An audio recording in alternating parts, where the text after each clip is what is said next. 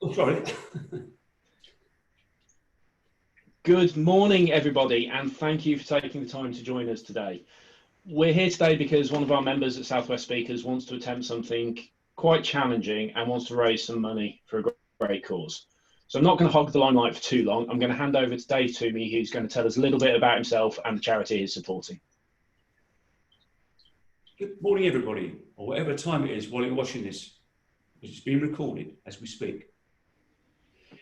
My name is Dave Toomey. I'm a member of Southwest Speakers Club, part of the international organisation called Toastmasters International. Also, as a result of being a member, I've been doing presentations to raise much needed funds for Children's Hospice Southwest. I'll tell you more about that at the end of this challenge. Because of lockdown, due to the COVID-19 coronavirus, myself and other fundraisers have been unable to help. So I came up with this idea.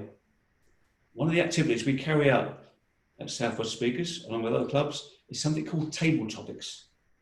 Speaking for at least 1 minute on any given topic that the speaker has no prior knowledge of. And to coincide with the 26-mile marathon, which should have been run today in London, I'm going to attempt to speak on 26 different topics for at least 1 minute each.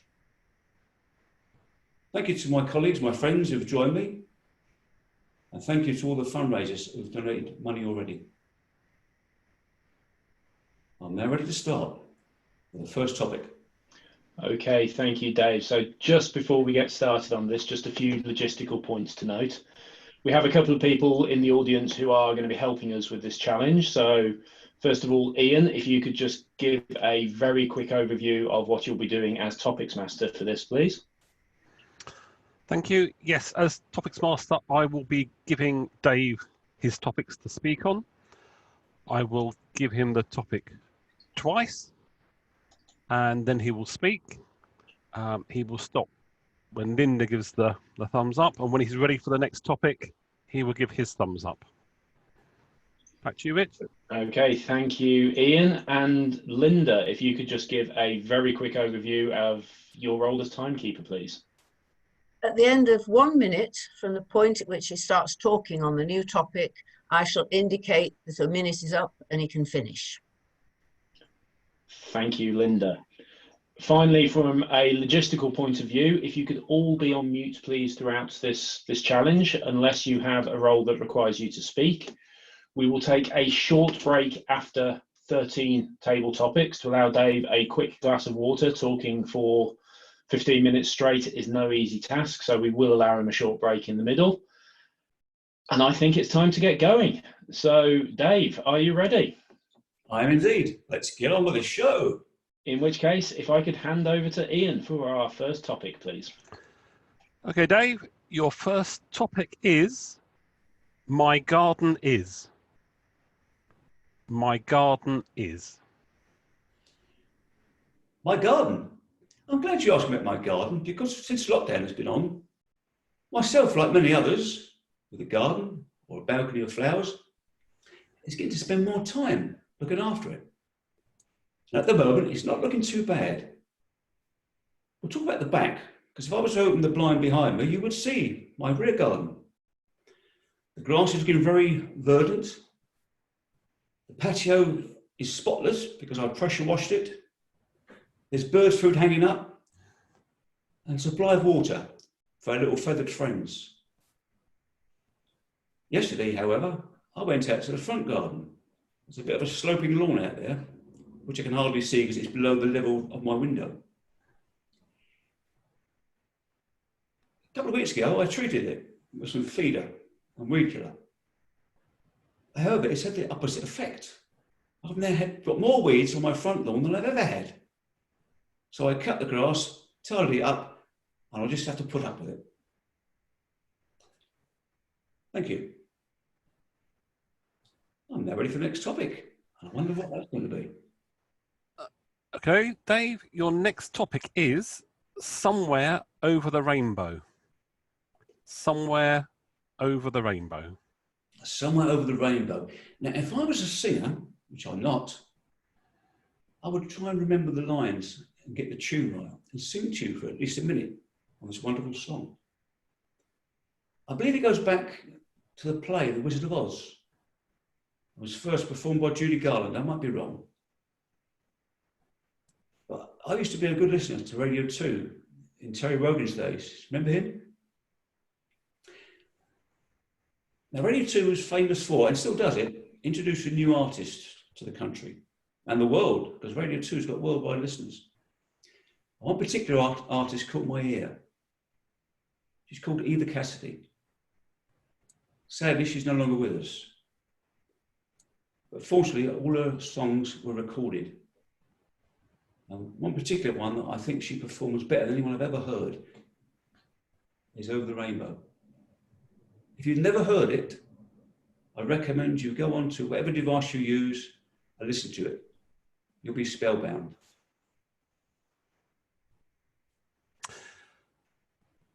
Dave, if you can be a fruit, which fruit would you want to be and why?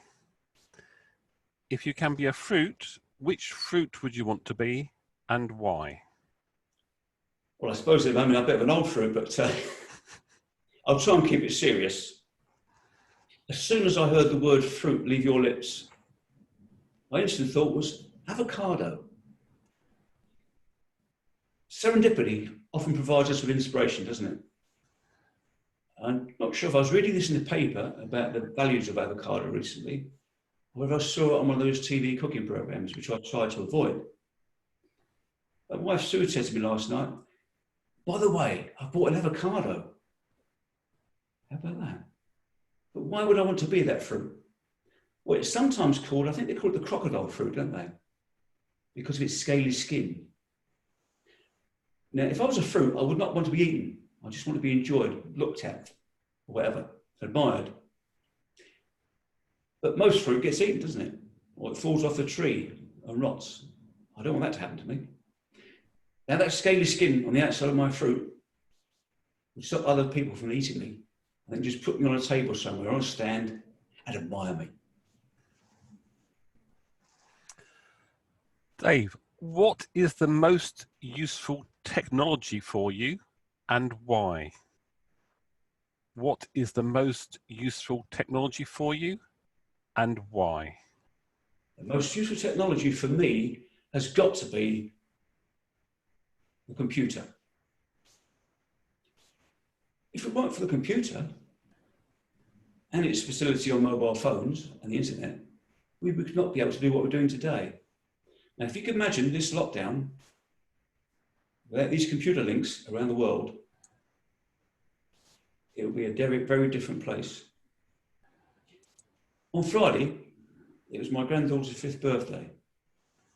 Like most children, young children having birthdays whilst lockdown is going on, they're deprived of the party they might have had. And especially young ones, they really enjoy the party and look forward to it. And since her first birthday, all the parties have been held at our house. This year we couldn't do it. But what we did do, with the local family in Exmouth and the wider family elsewhere, we did what we're doing now. We opened up a Zoom meeting, saw the cake, saw them singing, and we all sang happy birthday to my granddaughter. It wasn't the same as a party, but it made her day. Dave, your next topic is my blue suede shoes.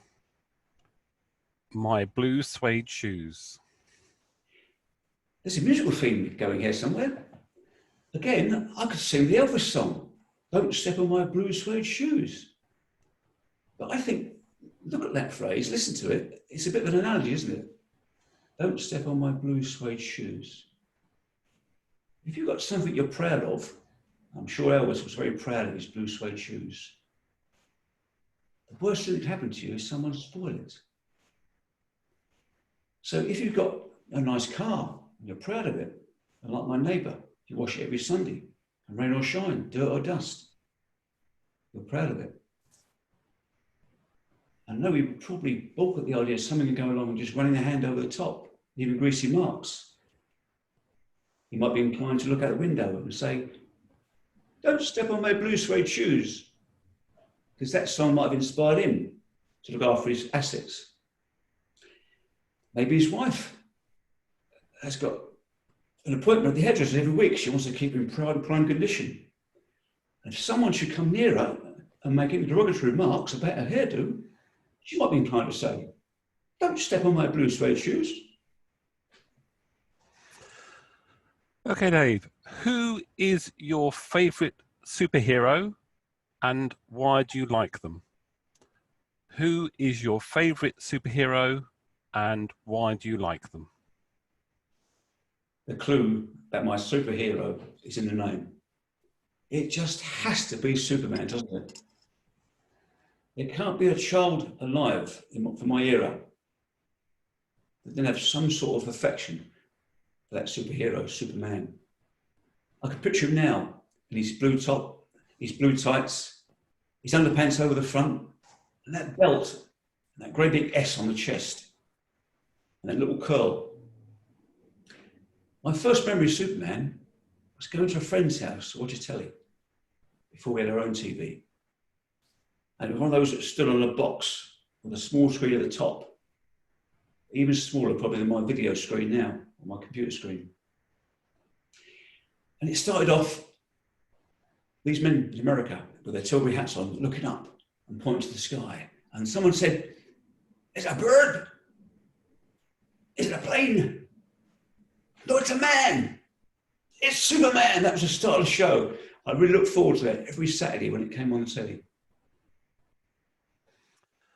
Okay, Dave, what is the first thing you will do when the lockdown restrictions have ended? What is the first thing you will do when the lockdown restrictions have ended? Me and my wife will do the thing we miss the most. We'll get the family together in Exmouth. But before we start the party and the celebration, we want to give all our 4 grandchildren a big hug. We're sitting last night talking about that, and that's the thing we miss the most. They come and stay with us, because we do the childcare while the parents are working. And that little vision, as you open the front door, they ring the bell, door opens, you see a big smile on their face, and they come in and give us the biggest hug ever. And ourselves, like a lot of grandparents, I know do miss that. So nothing else would matter. If I didn't have another drink, if I didn't drive another car, as long as we could see our grandchildren, that would be the first thing we'll do. And that's what we've promised them. It won't go on forever. We don't know how long it will last. But that's what keeps us going. And also talking to them on the phone, doing FaceTime calls, Zoom calls, keeping the images alive because they change so quickly when they're at such a young age. And once we've done that, the party starts. Okay, Dave, if you could easily learn any language and nearly fluently, which one would it be and why? If you could easily learn any language and nearly fluently, which one would it be and why? If I could learn any language fluently, apart from English, it would have to be Italian. Because the dream would be to speak it fluently, revisit Rome, which is a beautiful city, and there's so much to see, you can't do it in a day. I tried it, and then he missed the coach back to the ship. But if you can speak the language, you can converse with the local people at ease. But not only learn it fluently, spend some time in their country to learn all the little nuances, all the little phrases that every nation uses, every language, that you only learn as you grow up and spend time in that country. We have them ourselves. And it sometimes occurs in our club, Southwest Speakers, where someone throws out a Tabletopic to perhaps a new member who's not got English as their first language. And it's phrases like, I'll wing that. Can you wing that? It still sticks in my mind because that person spoke to me afterwards and says, what does wing that mean? That made me realise you can learn English out of a book, but you can't be fluent.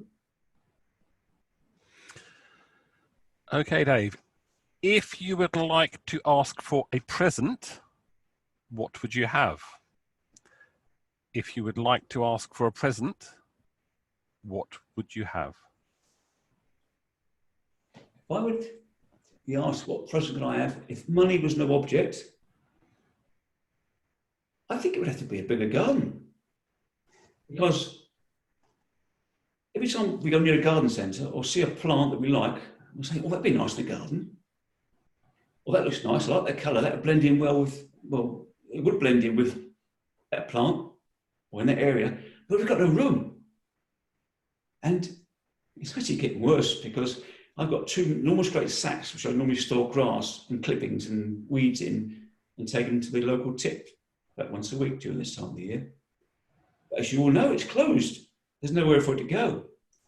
If I had a bigger garden, I could have a compost bin, I could have a vegetable patch, I could have more shrubs, a bigger lawn for the grandchildren to play on.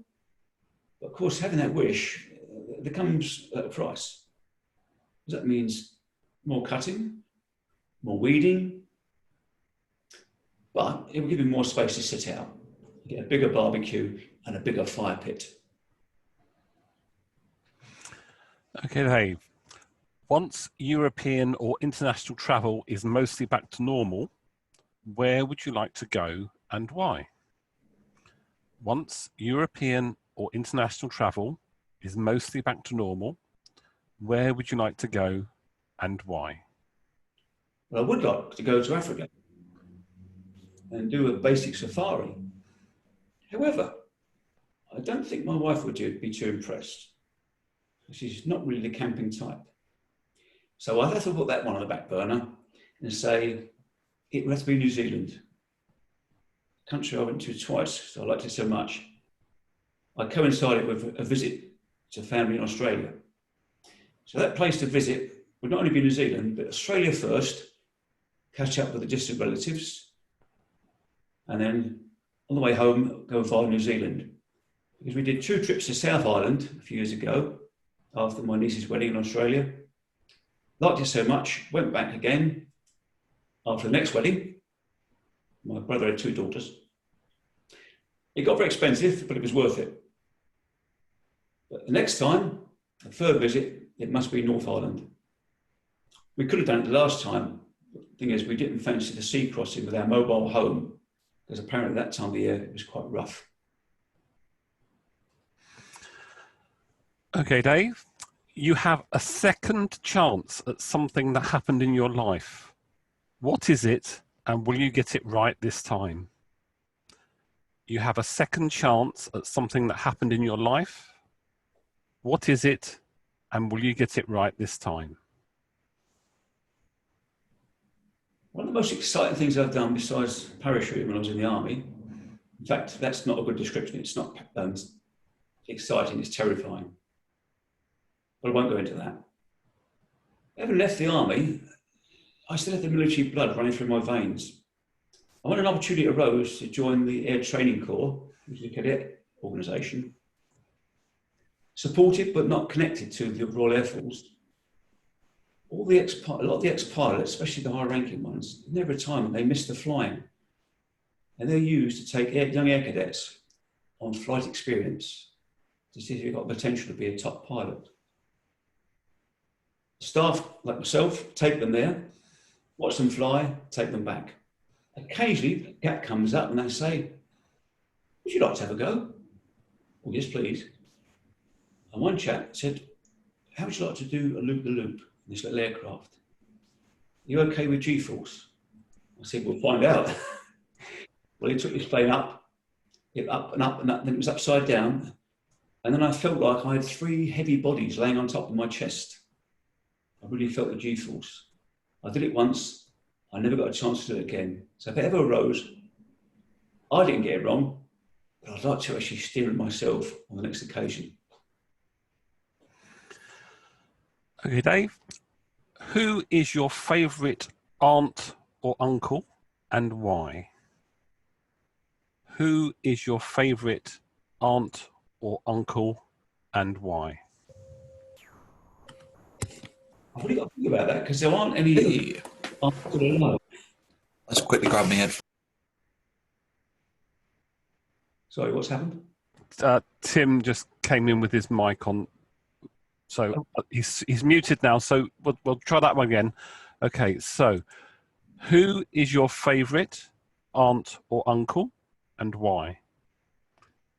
Who is your favourite aunt or uncle and why? That's a tough question because I haven't got any aunts or uncles alive at the moment. And a lot of them, because my family, my parents' side, were quite old. My father was born in 1905, I believe, and died in 1951. But on my mother's side, she had a brother. His name was Edwin Ernest. However, everyone called him Jack, and I never worked out why. But he used to drive a bus, a coach. I think it was called Grey Green Coaches. And I still got his memory when we lived in London, of him driving up, parking his coach outside the flats where we lived. And he would walk up to the house and he had an old brown paper bag that he used to put fruit and veg in years ago, before plastic was invented. Inside were pennies. Now, to a child of 6 or 7, that's a fortune. Probably only amounts to about £1 nowadays. But that's why he was my favourite uncle. He brought money. He was rich. Okay, Dave. In these times when we are requested to stay at home, more time is being spent in our gardens. What are your top vegetable and flower gardening tips? In these times when we are requested to stay at home, more time is being spent in our gardens. What are your top vegetable and flower gardening tips? Top gardening tips. I'm not the best person to give gardening tips. However, I can pass on somebody else's advice to those who want to grow vegetables and flowers. The only vegetable in my garden at the moment is a pot of chives, given to me by my very friendly neighbour, who's a much better gardener than I am. If he's got a garden similar size to mine. And if he's running out of space, he'll pass things over to me. He's promised me some tomato plants when they're big enough to leave the greenhouse and migrate to my garden. So for your tomatoes, I'll just stick to that one because that's what I've grown successfully. Get yourself a pot of earth, a good growing medium like a grow bag, keep it in a tub and get yourself a nice frame behind it for the vines to grow. You'd be surprised how fast they grow. Not only do they grow upwards, they grow sideways. Give them plenty of space. Get yourself some red tomato food. Don't be too generous with it. And if you've got any young children around the neighbourhood, or friends or family or grandchildren, you get great fun picking them. But save some for yourself. Okay, Dave, congratulations. You are at the halfway point. That is the half marathon done. Congratulations. Thank you. I will now take a sip of water from one of the bystanders. Thank you. That's better.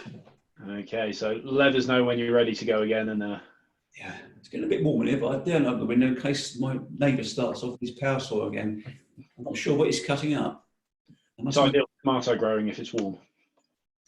You got it. Okay. Okay, Dave. Oh, sorry, Rich. I was just handing back to you, Ian. Okay, thank you. Okay, Dave. Next one. What is the meaning of peace to you? What is the meaning of peace to you? Meaning of peace. Now, when you hear it as a word spoken, you don't see the spelling. So it can be one of three things. It can mean a piece of cake, which I like from time to time. You could call it cheer up food, a piece of cake. A couple of nights ago, now I've got hold of Netflix, which I recommend. I was watching a film that intrigued me when I saw it mentioned in the paper, and it's only been shown on Netflix. It's called The Irishman. And one phrase that kept coming up was, he's got a piece. Where's your piece? Don't forget to take your piece. Of course, that's what they refer to as a gun, don't they? Isn't it ironic that something that's called a piece that kills people, on the other hand, we've got the same word that sounds the same but spelled differently. It's the complete opposite. So peace to me means not necessarily peace and quiet. The two do go together quite well when you need them. Peace means being friendly with everyone you meet, everyone you come into contact with. If you can't, then they're the people to avoid. Okay, Dave. From all that you've learned in your life, what is the one piece of advice that you'd like to pass on and why? From all that you've learned in your life, what is the one piece of advice that you'd like to pass on and why? People may not admit it. Everyone wears a mask from time to time. Some wear it all the time. This excludes any present company or anyone I know personally. But you do see them on the screen or in the paper. You may be aware of who I'm alluding to. So my advice is, whatever you do, always be yourself. Because if you act as yourself the way you truly are, then you'll be comfortable. If you try and put on a mask and that mask slips sometimes, as it will, and you're found out, people may have a different view of you.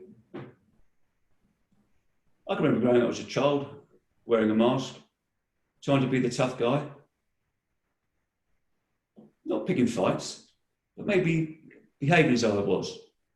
But that's not my way. When you come to realise that and realise your potential, you feel better. Okay, Dave. Who or what do you think of when you think of love? Who or what do you think of when you think of love? I suppose I can think of many people. As a child, of course, your first love is your parents. I didn't know my father, but I did know my mother. And love grows as the years go by when you realise what they did for you, especially with parents. Growing up as the child of a single parent, with 3 other brothers, one of them was severely disabled with severe learning difficulties. Very little charity support, apart from the church. And looking back, you can't say thank you afterwards, because you don't realise to have your own children and have the responsibility that comes with it, and the expense, and all the sacrifices you make yourself. So that'd be the first love. And there's my wife, who supported me for the last 43 years. Yes, been married for 43 years, which is quite a sentence, if you like. And she second guesses some of the things I need. When I was setting up today for this show, she's putting out a box of tissues in case I get a bit of hay fever, put out a glass of water, supporting me. And then there's my own children, my 2 sons, and their children. So in a whole, it'll be the family I think of, past and present. Okay, Dave. If your life was a novel, what would be the title? If your life was a novel, what would be the title?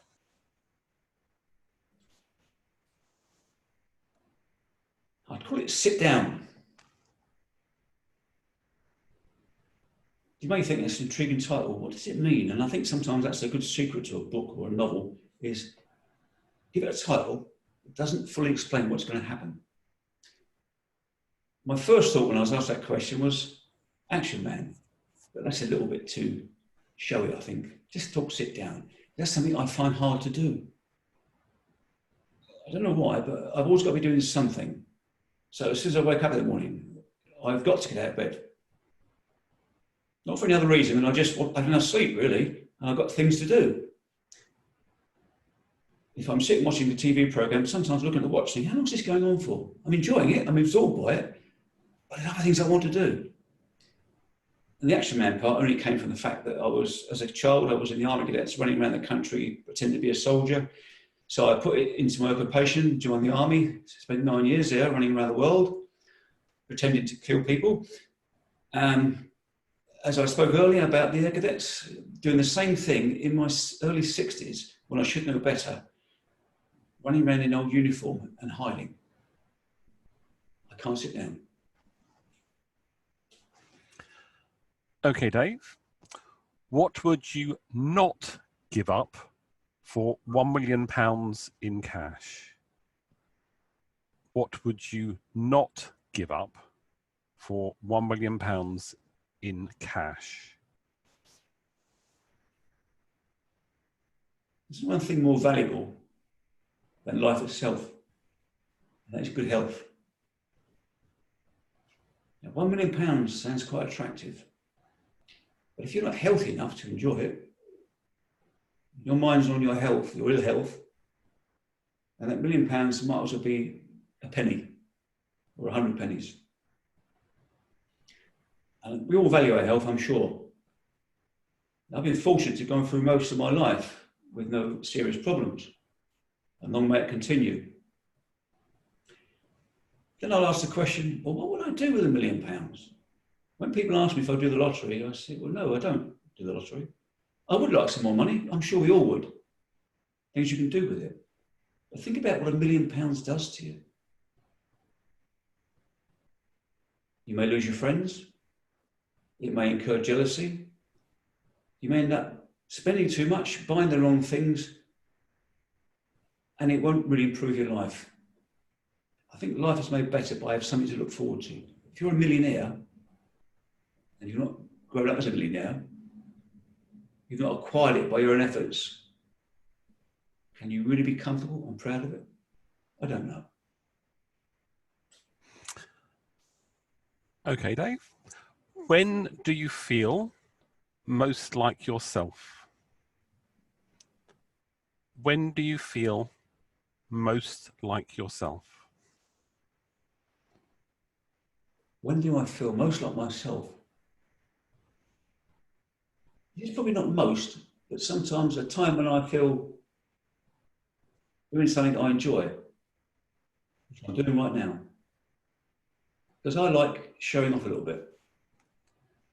I don't mean in a rude, aggressive, offensive way. But you may be surprised that I tell you that I'm a fairly reserved, maybe slightly introverted, shy person. Put me on the stage, I'm in my happy environment. Which is why I'm always happy in Toastmasters to volunteer for Tabletopics. I would like to present a speech at every meeting. That would be unfair to other members. It'd also be very taxing trying to write them all and prepare them. Being out there is where I feel comfortable. And I think it's been in me ever since a child. I mentioned being in the Army Cadets. I was an instructor. I was happy actually teaching. I did some teaching whilst in the police. Went on to get a teaching degree as a result of that. I was happy doing that. Although the other police work was a bit more exciting. Okay, Dave. What is your greatest challenge? What is your greatest challenge? What is my greatest challenge? Apart from this one, it's probably understanding how the female brain works. Please don't get me wrong, I'm not being misogynist here, I'm not being offensive. If ever was a true book written, I hope I get the title right. Men are from Mars, women are from Venus. If you take it and extend that title, the understanding I take from that is we may as well be because we don't fully understand each other. And I sometimes say to myself, why did my wife not like that? And I said that. Why did she do that? He asked me, why do you do this? Why do you do that? Well, to a man, it's obvious. From a woman's point of view, it's obvious to them. I wish I could pluck an example out of the air at the moment, but I can't quite think of one. It is true. We both think in different ways. People that I actually do feel sorry for more than anything is people who are transgender. I got involved in teaching that when I was with the police. Police officers to know something about it. And they say they're in two minds, two bodies. Half of them is part is female and part is male. So if men are confused about women, and women get confused about men, just imagine how these people feel. I think we should be considerate of that when we come across them. Okay, Dave. Is it possible to know the truth without challenging it first? Is it possible to know the truth without challenging it first? That question, that phrase reminds me of something my niece said to me once when she was studying at university. She's doing a document, putting together a presentation. I said, what's it about? Truth. Investigating truth. My reaction to that was, well, truth is truth. How can you investigate? It's either true or it's not. Probably did give me a bit of an explanation, but it's lost on me now because it's so long ago. However, if you watch these nightly broadcasts from the government and their advisors, the person in the middle represent the government, whatever your colour of your politics, or whichever side you vote. On either side are the so-called experts who should be neutral, medical and scientific. I, like many others, if they're speaking from an expert point of view, the tendency is to believe them. Yes, okay. One thing that came out was the phrase exposure to the crowd. So by exposing yourself to this coronavirus, you gain immunity. I thought, okay, no problem, we'll just carry on. But that wasn't true, because investigations took place to prove that wrong and erroneous. And I'm pleased and glad, I'm sure you are, that that advice was withdrawn. So it's so important to investigate the truth and don't accept it always as the truth. Okay, Dave. How do you know when it's time to continue holding on or time to let go? How do you know when it's time to continue holding on or time to let go? The time to hold on, continue holding on, or time to let go. Can you ask me when I'm on my deathbed, please? Because when I get close to the final breath, I will have some inkling. And I'll say, right, I'll wave goodbye. But that does remind me of a joke, actually, if you don't mind. I don't normally tell jokes in this medium. But there's a family, let's say they're of the side of the financial, have lots of financial acumen and see business and finance as something precious. They've got a large family who support business. And the man is lying on his deathbed. He's very poorly, barely speak. He calls out his wife, Rebecca, my dear, are you there? Yes, my darling husband, I'm with you.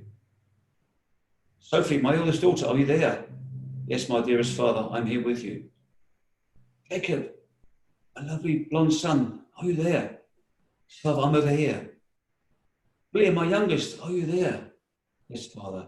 And suddenly, he got a fresh breath of fresh air, almost seemed like he recovered, and he shouted at the top of his voice, who is looking after the shop then?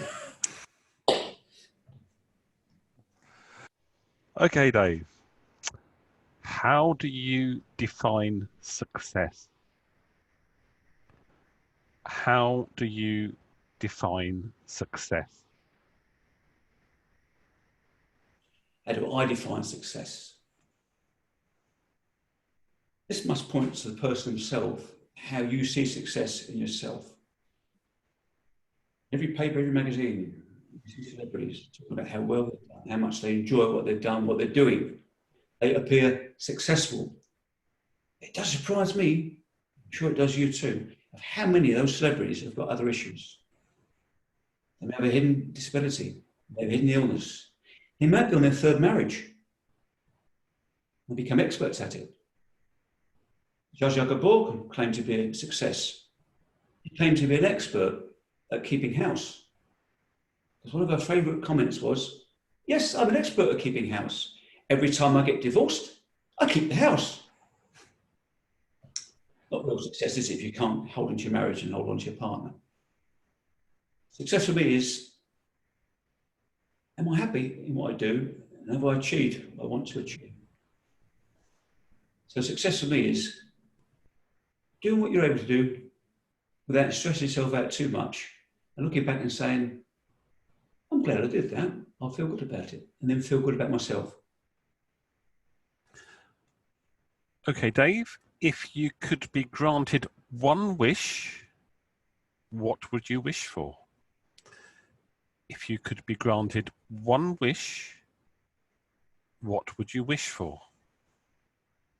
If I could be granted just the one wish, to turn back time, it's Wednesday morning. I'm looking in the mirror at my hair after my shower. I'm combing it. It's getting quite wavy, because it always does when it gets long. It's almost covering my ears. It's a bit itchy at the neck. And when lockdown started, I bought these hair clippers. I thought, I don't know how long it's going to be, but I can't go on with my hair onto my shoulders. It wouldn't suit. It starts to go out sideways. I must give appearances. Wherever you are. That morning, I said to my wife, try out these hair clippers. I think I might do it myself. No, she said, trust me, I'll do it. Trust is a big word, a very big word. So we cleared the conservatory floor. There's a wood floor. We can pick up the hairs quickly and easily. I sat on a chair, not a fabric chair, because that would keep the hairs in, keep the hairs out of the material. And the buzzing started. I thought, I did pick a comb that attaches to it with the longest teeth, so it wouldn't be cut too short. And the buzzing started. It's actually quite therapeutic with this comb running over your hair. And I'm thinking, okay, that's good. And she's done that. And she says, how's that feel? I said, well, it feels okay. And I got up out of the chair. I said, right, I'm just going for a quick shower, get rid of all the loose hairs. I looked around at my wife, and in her hand, she had this massive clump of my hair. Right, grey and other colours. That's a lot of hair, isn't it? That should be taken off. I looked in the mirror, and I saw what you see now. It was worse. What I'd done, unmistakably, not read the instructions properly beforehand, invited my wife, and not realised there were a lot more combs. This is a grade 5. I intended to use a grade 12. Okay, Dave, what have you read online recently that inspired you? What have you read online recently that inspired you? Inspiring. Someone you could look up to. You've all seen a story, I'm sure, about Captain Tom, all the money he raised for very worthy causes. I saw him online, and I saw the celebration of him getting to #1 with his song with Michael Ball. Do you know what really touched me? A young lad who's got spina bifida. He's no more than 7 or 8 years old. He must have been inspired by Captain Tom. Because he was on the pavement, and I saw this online, not on the telly. He marked out a space, something like 2 meters long. And there he was in his frame, getting his way along that space to turn around and try and copy his new hero. And when you see things like that, you think, well, that little boy could stay at home and feel sorry for himself. He's got a disability. But what he's doing is helping others with illness and disabilities, fundraising for charity. And that little boy, when he grows up, he is now actually a fantastic member of society. Now we look down at him because of his size. As he gets older, I know a lot of people look up to him. He's very inspiring.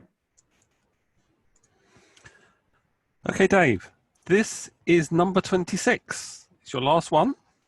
Right?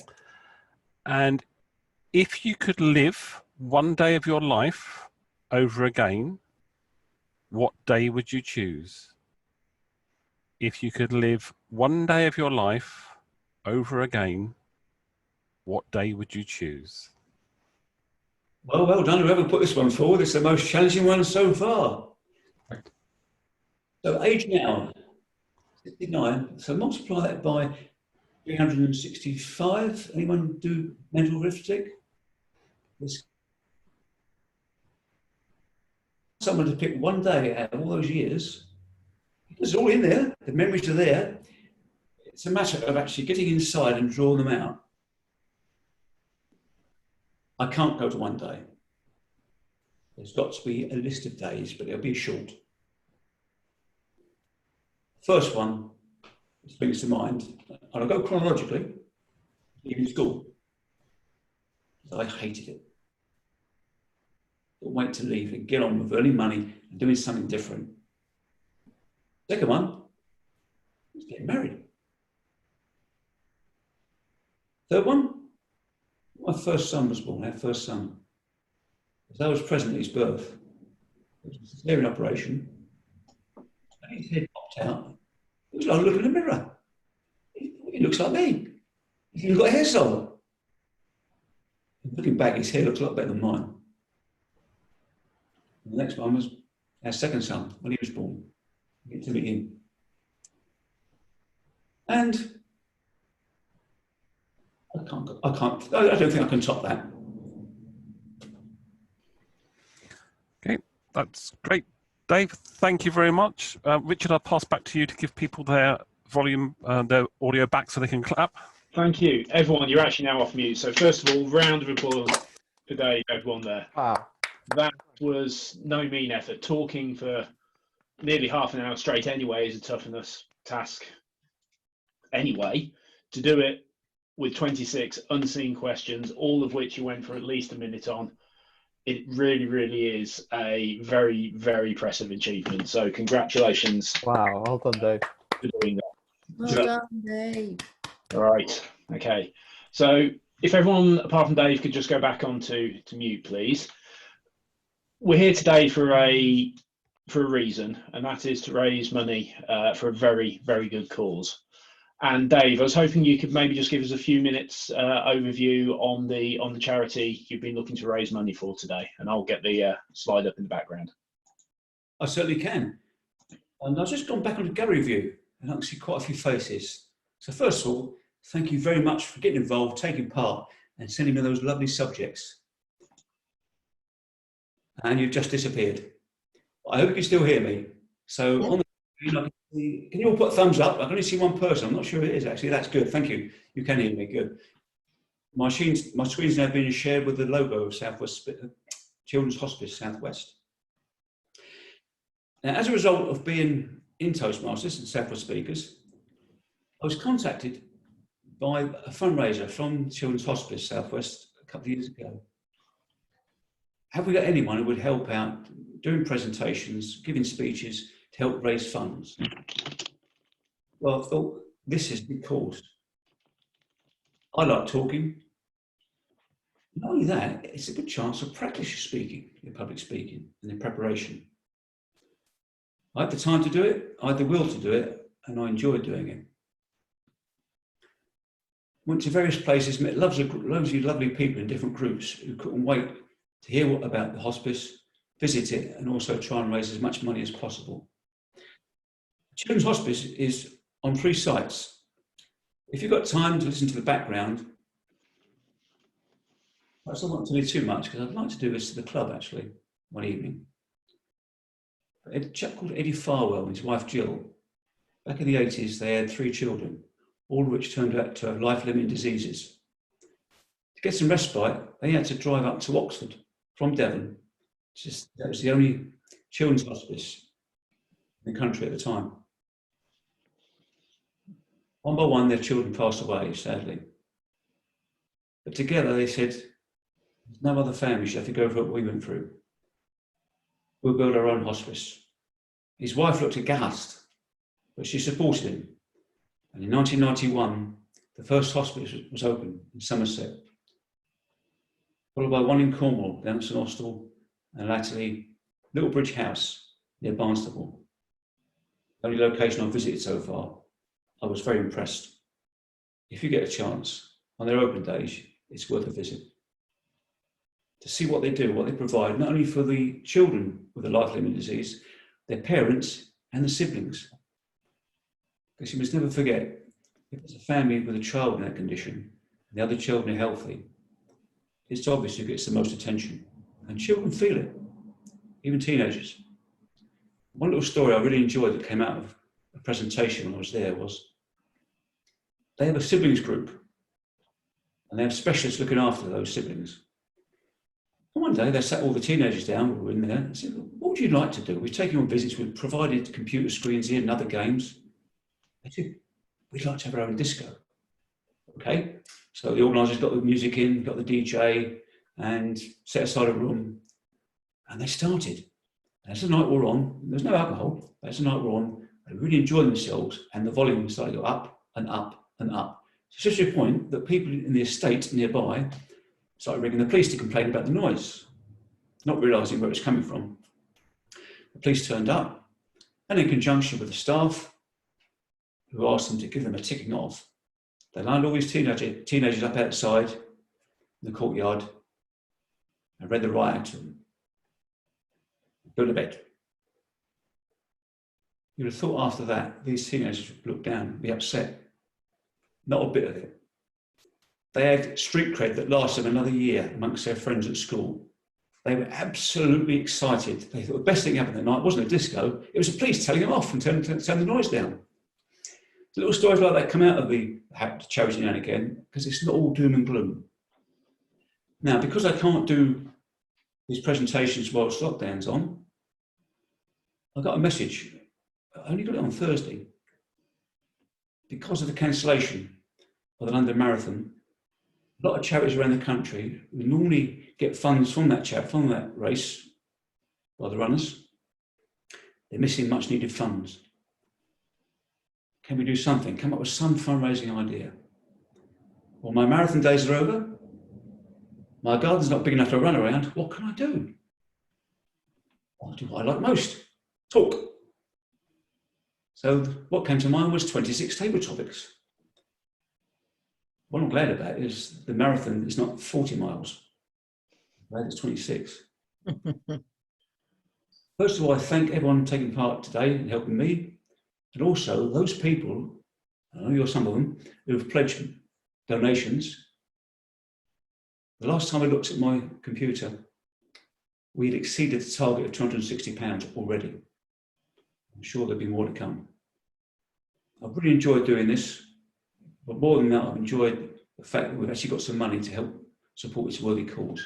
I look forward to one evening at our club, after lockdown, of doing a full presentation so more people can find out about this wonderful charity. Thanks for giving up your time. Thank you, Dave. And it really has been a great achievement to do this. And just to echo Dave's comments, thanks to everyone who's chipped in to make this happen. Thank you.